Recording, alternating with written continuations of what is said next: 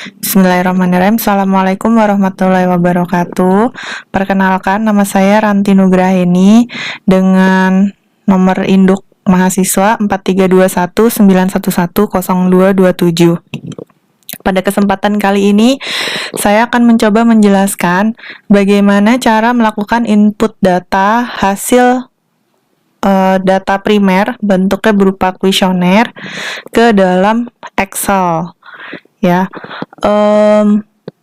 untuk kuesionernya sendiri saya mendapat hasilnya dari hasil penelitiannya kakak tingkat mengenai kualitas audit.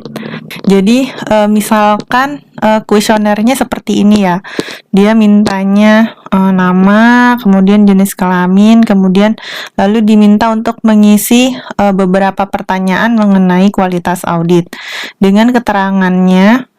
Pengisiannya pemilihan STS ini adalah sangat tidak setuju, TS merupakan tidak setuju, lalu N adalah netral, dan S setuju, lalu SS sangat setuju. Ya. Nah, misalkan responden mengisinya seperti ini. Maka jika responden mengisi seperti ini, lalu di sini sudah ada kodenya, ya, sangat tidak setuju diberi 1, tidak setuju diberikan nilai 2, netral 3, lalu setuju diberikan nilai 4, dan sangat setuju diberikan nilai 5. Maka dari hasil pengisian yang telah dilakukan oleh responden, kita ubah menjadi bentuk seperti ini. Ya, contohnya untuk responden nomor 1, ini karena dia mengisi di netral, maka dia nilainya 3. Lalu untuk pertanyaan nomor 2, nilainya juga 3, dan pertanyaan nomor 3 nilainya juga 3. Nah, ini 3, 3, 3. Lalu pertanyaan nomor 4, 5, 6, 7. Karena dia respondennya memilih untuk menjawab setuju, maka diberikan nilai 4. Maka di sini nilainya adalah 4, 4, 4, 4. Dan seterusnya sampai pertanyaan ke-12, karena responden menjawab setuju, maka diberikan nilai 4. Kebetulan ini saya diberikan datanya 30 responden, ya, ini sudah diperoleh datanya seperti ini, dan data ini akan kita pindahkan ke dalam bentuk Excel. Ya. Untuk memindahkan ini bisa dilakukan dengan cara input satu-satu. Ya, yang pertama kita tulis dulu nomor responden, terus ini kualitas audit 1, 2 sampai 12, ini untuk pertanyaannya. Ya, jadi sini kita bisa tulis ini nomor responden.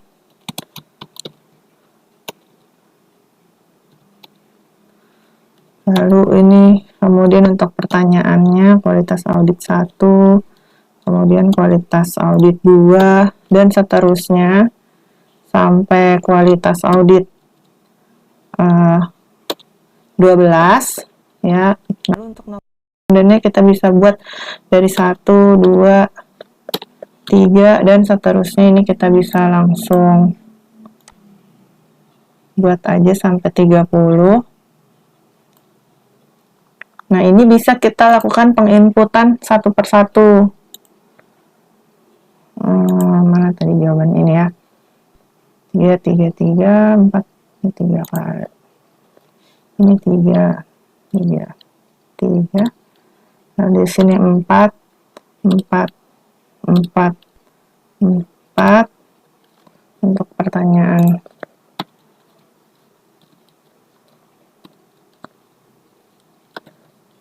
mengenai kualitas audit, dan seterusnya. Ya, ini bisa dilakukan manual atau bisa juga karena sudah datanya seperti ini, ya, dia bentuknya Word, bisa kita copy saja langsung, kita input ke sini. Ya, tapi kalau misalkan ini datanya hasilnya bukan dalam bentuk Word, ya berarti harus diinput satu persatu sampai 30 di sini ya.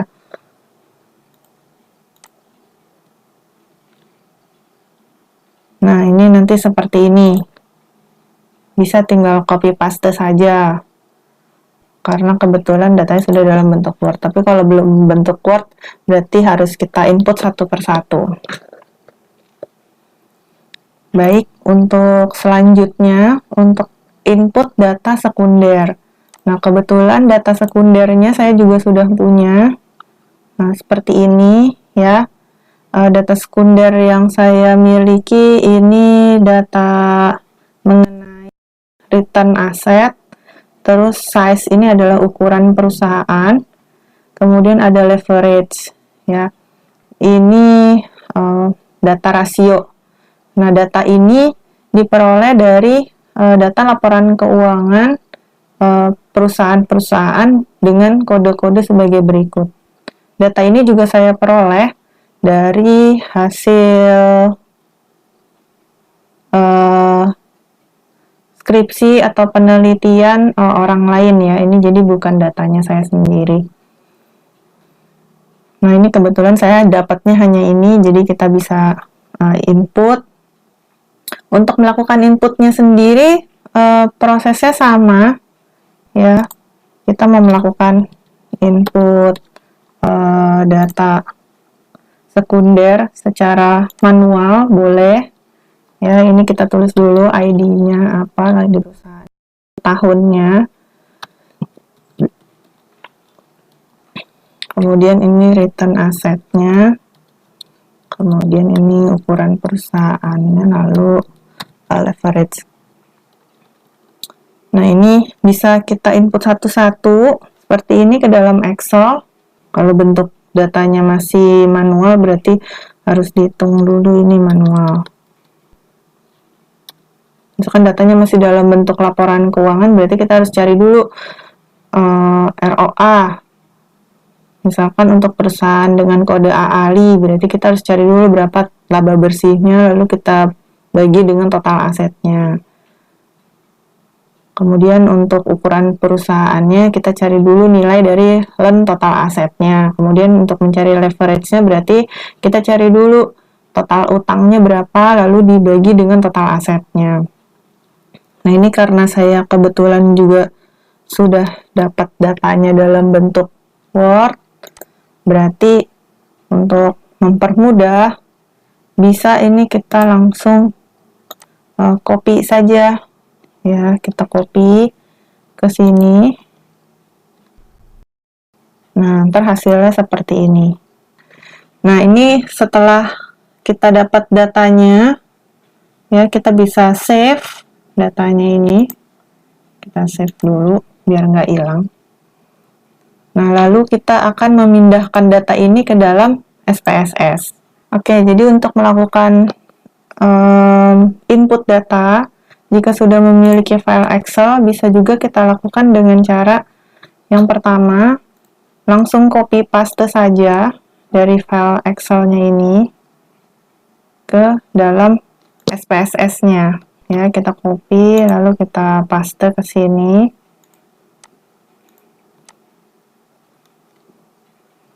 Oke, nah kemudian nanti di sini kita lakukan penyesuaian ya. Penamaannya di bagian variable view ya. Jadi variable view yang pertama kita ganti namanya, jangan nomor responden.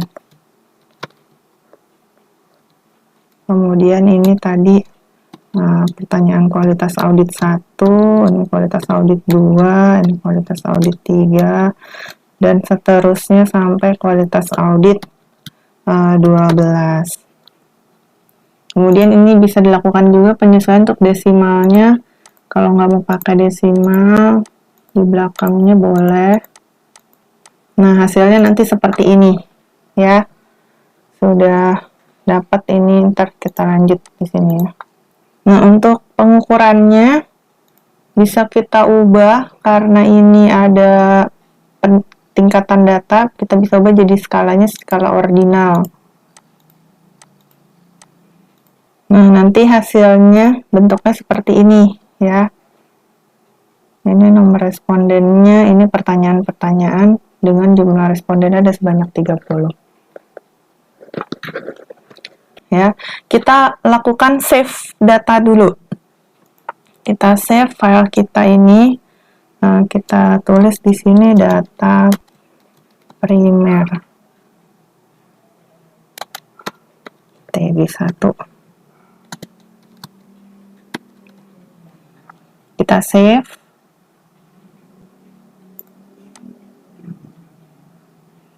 Nah, kemudian selanjutnya karena saya akan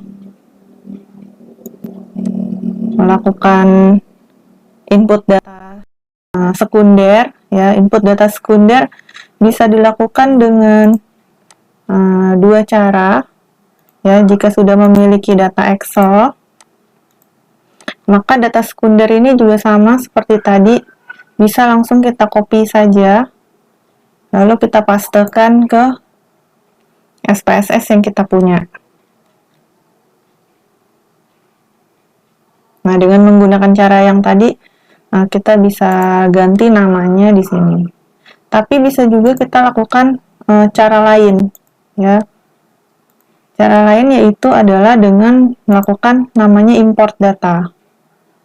Jika kita sudah mempunyai data Excel, kita import saja datanya karena kita datanya Excel, ya. Kita klik, kita open. Nah, kita pilih tadi data kita ada di data sekunder. Ya, kalau data kita banyak, jadi kita nggak perlu copy paste banyak sampai ribuan, langsung aja kita copy paste. Kita langsung klik OK. Nah, kita dapat angkanya di sini, ya, dan sudah nama variabelnya sudah langsung masuk di dalam sini.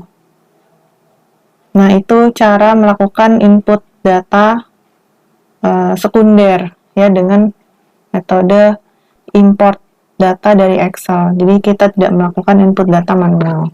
Nah, cara melakukan uji validitas dan reliabilitas data primer yaitu kita tinggal klik Analyze, lalu pilih Scale, lalu pilih Reliability Analysis.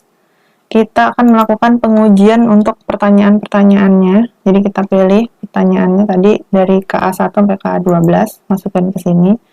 Lalu di bagian statistik kita pilih Scale if item deleted, klik OK. Lalu kita langsung OK saja, modelnya sudah pakai model alpha. Oke. Nah, ini hasil yang diperoleh. Untuk uji reliabilitas, ya, berarti ini secara keseluruhan datanya kita sudah reliable. Nah, ini kita bisa lihat dengan nilai Cronbach alfanya sudah di atas 0,6. Ya, berdasarkan teori, kalau nilai alfa Cronbachnya sudah di atas 0,6 atau mendekati 0,7, ya, atau di atas 0,7, maka sudah dianggap bagus. Kemudian untuk melihat validitasnya, kita bisa lihat berdasarkan nilai corrected item total correlation ini, ya. Nah, dari nilai total correlation-nya ini kita bisa lihat sebagian besar pertanyaannya nilainya sudah di atas 0,3.